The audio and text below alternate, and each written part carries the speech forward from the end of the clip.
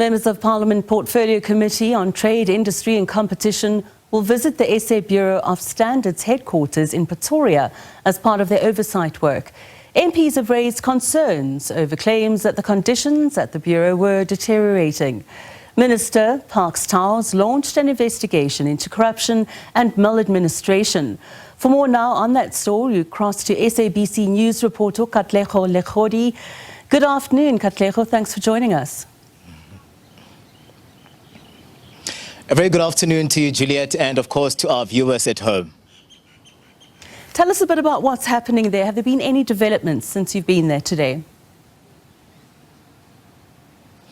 Well, Juliet, we find ourselves back here at the SABS again. If I can take you back to 2024, we've been here with the workers demonstrating against developments here. They maintained that there's mismanagement that is happening at this entity, and at that point in time, they were trying to draw the attention to the Minister of Trade, Industry and Competition, Minister Parks Towers. He was still new on the job, and they were just drawing his attention to what has been happening here. So where we find ourselves is that this is an entity that is still operating without a CEO. It's been 4 years now without a CEO. Most of those that would be in these positions would be acting, and we hear that as late as the 31st of March, that is when the term of the acting CEO came to an end. So as we speak right now, there are concerns that what is happening here behind us would be an entity that is operating without even an acting CEO. But this is an issue that has caught the attention of members of Parliament. We find them really paying attention to what has been happening here. Even from last year, the minister has launched an investigation. They are looking at ensuring that as we see these investigations ongoing, things start to stabilize. But they're saying to us here, Juliet, that things have actually been going from bad to worse. And this is as per what they're getting from whistleblowers.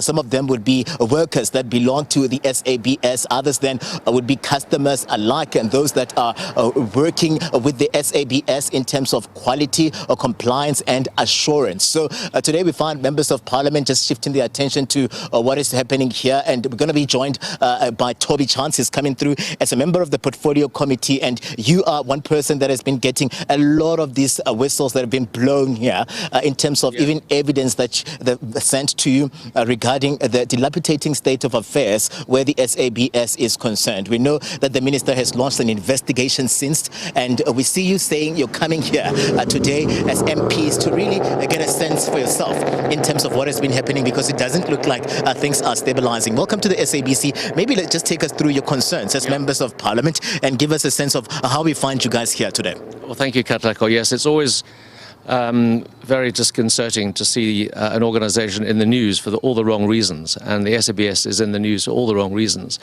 And it actually has been for many years. It goes back at least 10 years, and in 2018 the organisation was put under administration by then Minister Rob Davis. It went into administration for 2 years. It then came out, and then the problems started resurfacing. And shortly after the formation of this government and my appointment to the Portfolio Committee, we started getting emails from whistleblowers revealing some very concerning information about what was happening. So this led to a series of letters and requests to the minister to investigate. Investigations had been taking place, but they were internal investigations. And the problem with internal investigations is that it always leads to a cover-up. In other words, the people that should be investigated are the ones doing the investigation. So eventually TSU Protection Services was appointed, I think in February, to conduct an independent investigation, and that is underway. And my presence here today is certainly not to cause any disruption or cause any more trouble. It's really just to draw the public's attention to the fact that the problems are not going away. And for example, I heard news last week that key information was being shredded, documents were being shredded. This means that evidence is being removed, and that means that the investigators have got to double their efforts to ensure that information is retrieved and computer systems are not tampered with any more than they already have been. What worries you? What are these whistleblowers telling you about the, operations here? We know very well that we haven't had a CEO for quite some time, and one would say that from there, that would create a problem. There's no stability where this entity is concerned. We've heard as well that board members have been resigning, and it looks like there are challenges that are not going away. Last year, the workers were here with us, and they were worried about the restructuring process that would leave them high and dry, most of them even losing their jobs and their benefits because of a restructuring that was introduced by these management here and the executive. Also hear that the executive have since turned their appointment to permanency, something that the workers have really not taken kind to. What are these issues and this evidence that have been really furnished by some of these whistleblowers? Well, I think, let me just first of all say the importance of this organization. The South African Bureau of Standards is the custodian of our quality system as a country. So that means that products, whether it be cement or car parts or electronic appliances, all have to be certified for use, not just by South Africans, but by people who buy these products if they're exported. So the concerns that have been raised relate to the breakdown of systems, of laboratories, the destruction of materials, the loss of accreditation, for example, of the cement labs, which still hasn't been reimposed, or the accreditation has not been granted yet by the South African National Accreditation System. Also computer systems that are not properly maintained. Last November there was a very serious cyber attack which resulted in basic systems of the organization being disrupted and effectively closed down. Some of those are still not operating. So for example, the salaries are being paid manually. They've got problems with SARS, which means that there's had to be refunds. They've got problems with the appointment of people who are not properly qualified, the issuing of tenders, which is not following proper process.